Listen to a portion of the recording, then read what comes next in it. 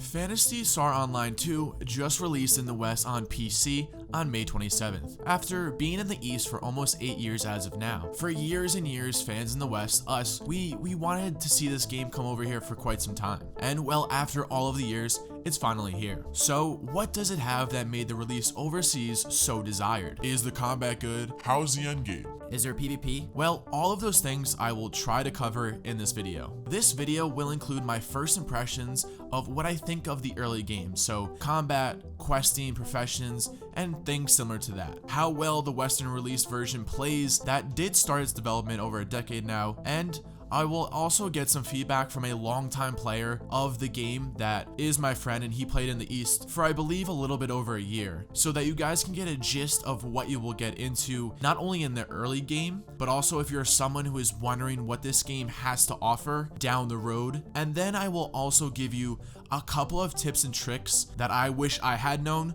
before I started playing. The game did have some hiccups, as MMOs tend to do during a launch, which did include a lot of lag within the lobby. So if you played, you probably saw some of it.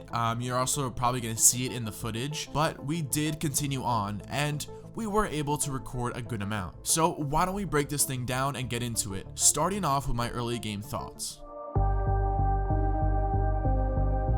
The game has 4 different races to choose from, which have slightly different stats depending on what you choose, but for the most part you can choose whatever you like the best. And then you get to choose from six different classes, which each specialize in several different weapons, as well as you put points into their own skill trees as you level up. Now, just so you know, your character can play every class, and you're able to switch out from those classes with the same character, but just know that each class has its own level, just in case if you want to try out the different classes, or you just don't want to create multiple characters. One tip that I was given by my friend was to choose any class that you wanted, except for the summoner at first, because you're only gonna have one pet in the beginning, opposed to if you started another class and played a little bit, then you gathered more pets and that summoner would be able to use more pets. But you know, obviously if you really want to play a summoner, do not let me hold you back, but that was just a tip that he gave me.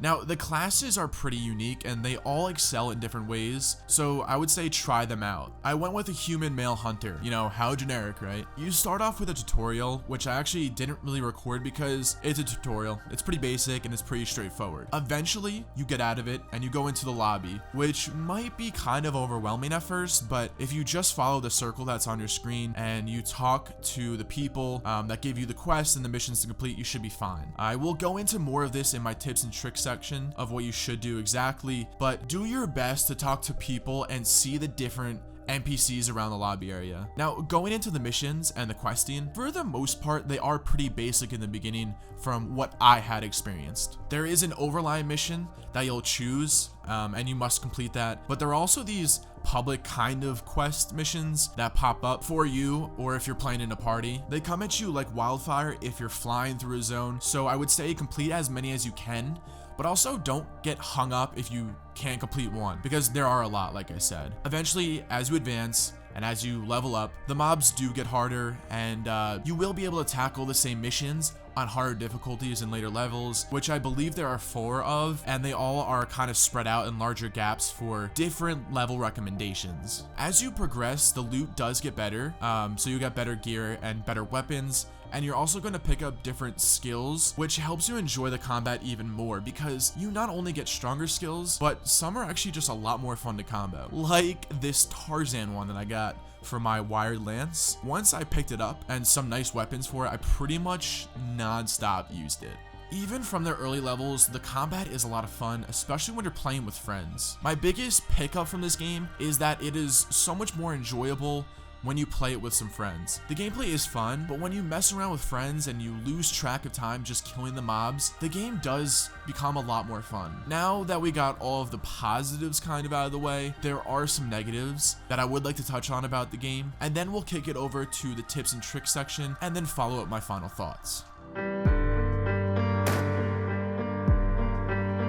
The interface, it's garbage. I felt like trying to maneuver through the interface was just impossible. Like I tried to add my friends and it became like more than a mini game trying to do so. Unfortunately, I wasn't able to log on to my old Xbox Live account, so I had to create a new one, and I'm sure this probably adds into it. But in our version, you have to be friends with people on Xbox Live in order to invite them to your party. And because the game was full on every block, and blocks are essentially channels, we were not able to switch to the same block in order to start a mission together. It was pretty frustrating, but eventually patience got us to be able to play together. So going back to the interface, I felt like I was playing EverQuest 1 for the first time, and I just had no idea what anything meant. Yeah, the game came out in 2012, but even by then, other Eastern MMOs like Ion and Terra, who had already done a better job with their interface, were out for even a year and a half, and Ion, 4 years before that. I wonder what the UI designers were going through when they were creating it, because it's kind of mind-blowing. Okay, I'll put it behind me, but the last negative that I will bring up is the fact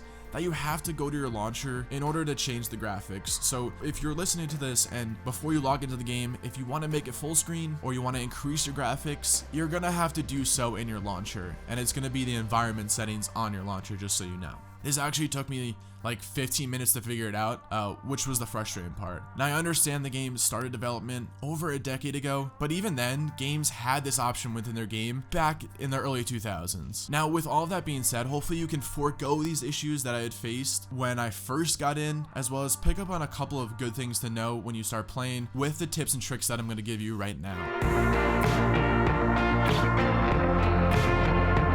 If you plan on trying or playing the game with friends, then make sure that at least one of you guys gives the other one their player ID for the referral that you'll see pop up before you make a character, because every 10 levels, they'll give you some rewards, as well as a 1-week EXP boost. Now on top of the first week event that they're doing, which also boost your EXP, you're gonna have a nice experience boost going on. The other thing I advise doing during this launch event is to join an alliance, which is pretty much a guild, because you're gonna get even more rewards for doing so. And now the last thing that I say, which I mentioned kind of earlier, if you can play the game with friends, I really recommend it. I have played the game solo and with 2 of my friends, and it's kind of like a world of a difference. The game is a ton of fun with friends, and it kind of takes away the fact that you're killing mobs over and over again, and you're just experiencing it with some good people. This is probably going to sound self-explanatory and kind of obvious, but I am sure there are other people that are just like me, where you skip through everything and you don't really read the tips or the text that the game throws at you. The game tells you a lot, and there's also an NPC within the lobby next to one of the order and mission givers that will give you advice on what to do, how to make money, and things similar to that. I made the mistake right off the bat when I was creating my character with this because apparently you can actually use Control Z to revert the changes that you just made, and I didn't know that. I was talking to a friend about this being frustrating for me, and I pretty much created my entire character and went back and accidentally pressed on one of the presets, and I said, well, now I have to make up the whole character again. He laughed at me and he said, you obviously didn't read, and I said, well, I don't really read. So I would say read as much as you can. Try and seek out that NPC that I was talking about that helps you with advice and stuff like that, and just go through and talk to different NPCs and see what they give you. As you complete missions and quests, you're going to receive rewards. Pretty standard for an MMO, right? Well, you might wonder where they are, just like I did. I kind of figured, oh, I got the experience for that and the rewards, and they're just in my inventory or storage. But actually, you're going to have to press a button in order to receive the rewards in the UI. So you're going to want to press escape, then shift, and on the left, there is a window, and at the bottom of that window, there is going to be a button that says something towards the lines of like receive rewards. You might be bombarded of trying to redeem them just like me, because I didn't actually know about this until my friend said it, and I was actually probably around level 11 or 12, so I kind of had to press it like 15 or 20 times, and you're going to start receiving all of the experience and the rewards for those quests. Within the lobby, there is a casino, which, as you can guess, you can gamble in a casino. And oh boy, do I enjoy gambling. I only recorded some of the blackjack footage that I got, and somehow, I don't know how this happened, but I won every hand, which was like 5 or 6 in a row, and I was just throwing 50 every time. As we know, that just doesn't happen in real life, but there's also other games that you can play, like I believe there's slots and roulette, and it's a good time to take a break from killing things, and eventually you can get things with the currency that you have built up, whereas it's most likely gonna happen over time, you can lose everything that you got. The game does have professions and gathering professions. Personally, I did not have to do a quest to unlock the harvesting and the fishing that you're gonna find, but for some reason, 2 of my friends had to do a quest in order to unlock the harvesting and the fishing in the zones. So if that's the case, then there is actually a cafe in the shopping plaza that will give you orders in order to unlock it. I don't know how it happened to me where I didn't have to do that, but if that is the case for you, go and seek out that cafe and do those orders. I actually really enjoyed the fishing, especially when you get this thing called a fever or a higher combo, and then you start getting some rare fish. It's kind of relaxing and it's kind of like a fun mini game. And then the materials and the fish that you gather is going to be useful for your professions, which also down the line is going to help you make money in the long run. So definitely try to harvest fish and pick up on your professions pretty early. After all of this, I am genuinely enjoying the game from a casual standpoint. I don't think it's a game that I could sink tons of time into, especially like an instance-based MMO. I mean, it's not my cup of tea, but if it is yours, then I'm sure you're gonna enjoy this game. It is clearly dated in certain areas, then influential in some other ones for when it was released, as well as sometimes, like I said, it could be a pain in the butt trying to figure out the interface. But nonetheless, it is a good game for what it is. I would recommend people check it out as a casual game and nonetheless just try it to see if you enjoy it. I'm kind of curious, are you guys playing it, trying it out? Have you guys come into contact with any of the issues that people are getting from the launch? Let me know in the comments down below, and I'll catch you guys in the next one.